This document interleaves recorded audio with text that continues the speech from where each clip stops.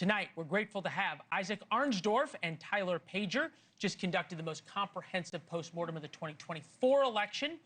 Uniquely positioned to talk about where the Democratic Party goes next. Authors of the new book, 2024, How Trump Retook the White House and Democrats Lost America. Gents, it is good to see both of you. Congratulations. Huge book, big exclusives in it.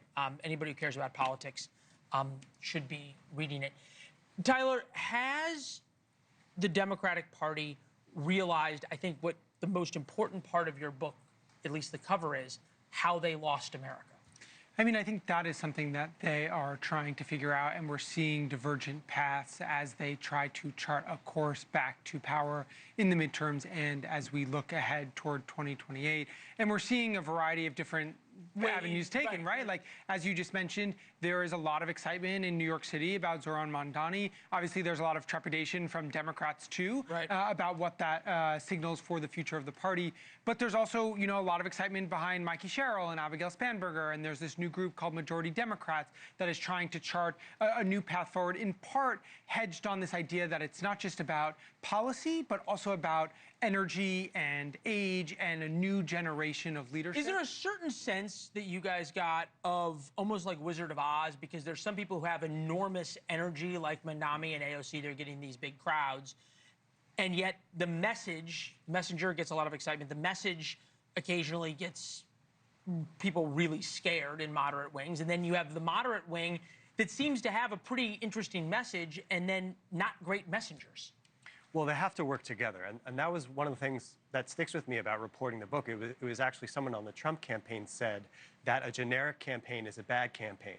You have to have a campaign that works for your candidate, and your candidate has to have a message that works for their candidate. And the Trump campaign did that this time around better than they've ever done it before. They ran a campaign that was true to Trump, and that was key to how he connected with so many Americans who were already on his side. By contrast, the Biden campaign was running, there was not that organic enthusiasm for Biden. Yeah, there was not authenticity either.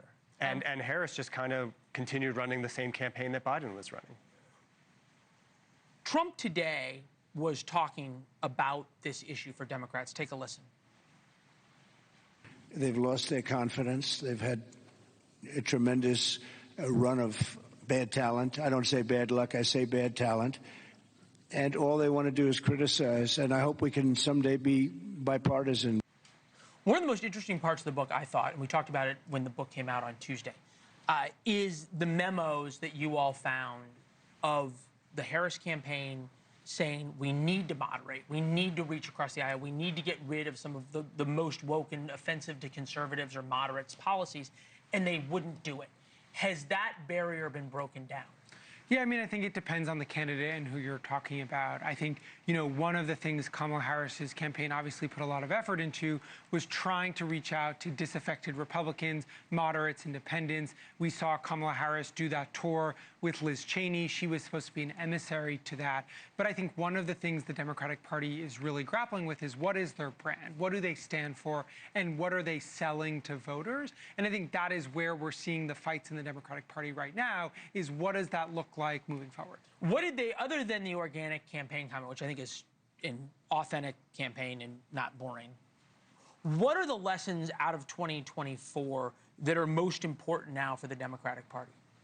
Well, the Democratic coalition that they've been relying on for decades just doesn't work anymore because of the gains that Trump made with young voters, Black men, and Latinos. So they have, and working class voters as well. So, those are long-term trends that just got supercharged to the point that the Democrats cannot rely on running that 2012 playbook and trying to eke out 48% plus just enough to get over the finish line. And so it requires that kind of reimagining of who they are, what they stand for, and how they could imagine a majority, much less a supermajority. I don't know which one of you got Joe Biden's cell phone number. No, that was you? All right. And you called him and you talked to him. And then he totally cut you off and has gone radio silent. His aides changed his phone number. To what extent do you think that the Biden cabal, the Biden team, whatever you want to call them, is now just sort of in their own or on their own island, and the rest of the Democratic Party is trying to leave them behind? Yeah, I mean, I think that the rest of the Democratic Party does not want to hear, a large part of the Democratic Party is not all that interested in hearing from Joe Biden. I think one of the things to take a step back, and we write about this quite a bit in the book, is even before the election, the majority of Democrats did not want Joe Biden to run again for president. So the polling always said the party was not behind him. So you can imagine the party is not behind him right now either. I think there's, a lot of well wishes for his recent cancer diagnosis and concern for his health. But in terms of the future of the party, Joe Biden is not someone that's likely to have any role at all in that direction. Were you surprised when he answered?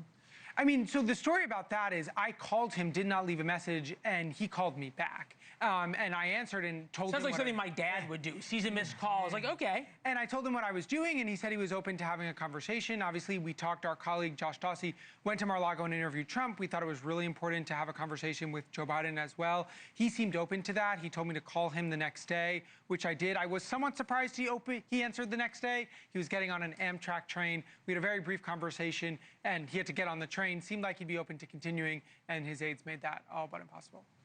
Gentlemen, really awesome. Great to see you. Thanks so much for having us. Enjoy the weekend if you can. Thank you for watching. Subscribe below and download our NewsNation app right now on your phone, and you will get fact-based, unbiased news for all Americans.